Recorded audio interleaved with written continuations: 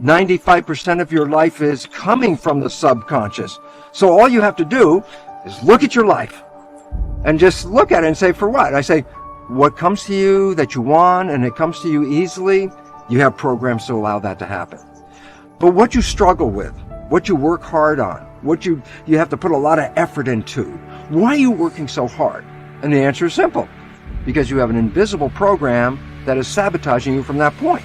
So now all of a sudden you say, well, what do I need to change? I say, well, look at your life and tell me what you're having trouble with. Because that's the direct expression of a program that's not supporting you. There are many ways to get the things that we want for ourselves in our lives. But basically, it all begins with how we choose to think. As you think, so shall you be.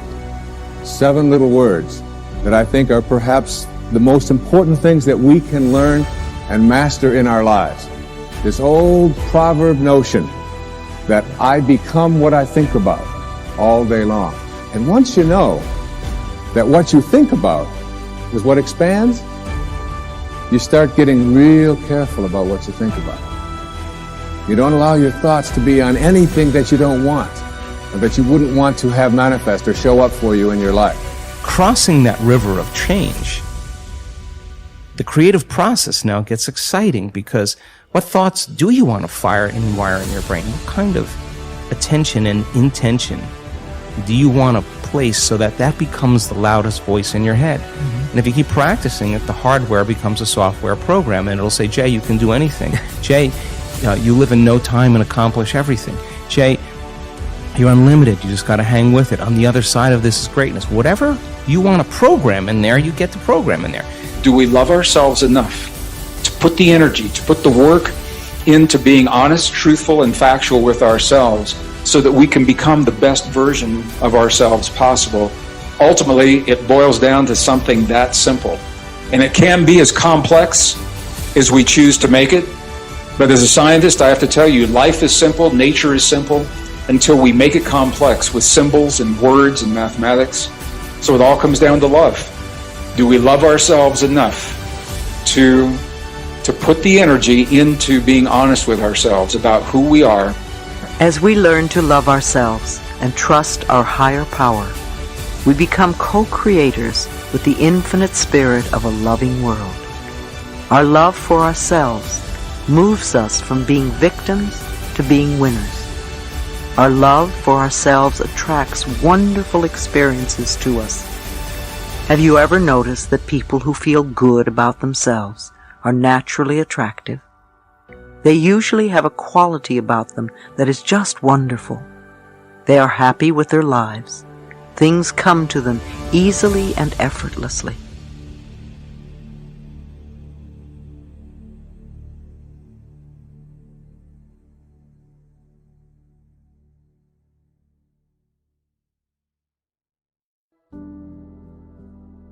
What would be the reprogramming that you would share with someone who grew up, like a majority of people maybe, who didn't have like the wealthiest parents, and they were programmed that, you know, money is the root of all evil, or it's hard to make money, or we never have enough to buy what we want?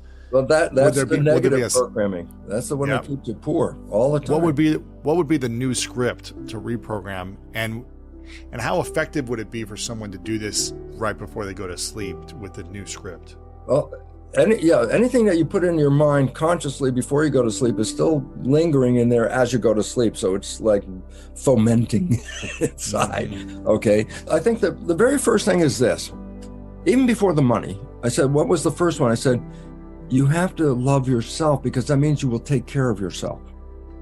And people don't love themselves, they don't take care of themselves. And you know that. You've seen people physiologically fall apart in front of your face because they don't take care of themselves. Why? They make poor choices with their nutrition or working out, or everything's not relevant. But if they have a pet, oh man, my pet's going to get the best food.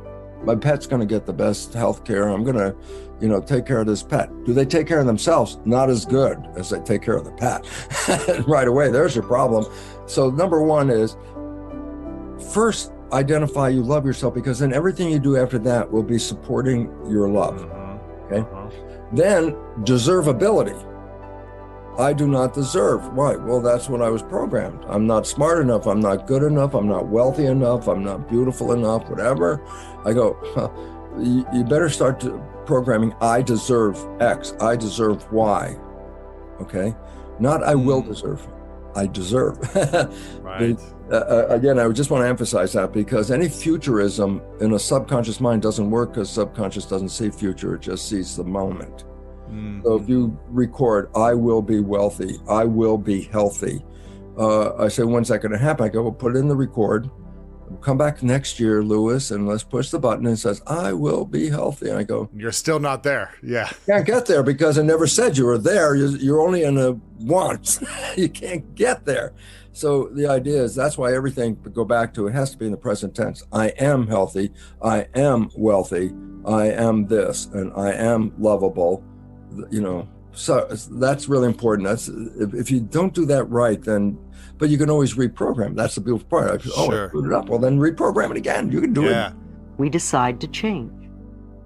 Throwing up our hands in horror at what we may call the mess of our lives and just giving up are the ways many people react. Others get angry at themselves or at life and also give up. By giving up, I mean deciding it's all hopeless and impossible to make any changes, so why try? The rest of it goes, just stay the way you are. At least you know how to handle that pain. You don't like it, but it's familiar, and you hope it won't get any worse. To me, habitual anger is like sitting in a corner with a dunce hat on. Does this sound familiar? Something happens and you get angry. Something else happens and you get angry again. Something else happens, and once again you get angry, but you never go beyond getting angry. What good does that do? It seems foolish to waste your time getting angry. It's also a refusal to see life in a new and different way. It would be helpful to ask yourself how you are creating so many situations to become angry at. What are you believing that causes all these frustrations? What are you giving out that attracts in others the need to irritate you?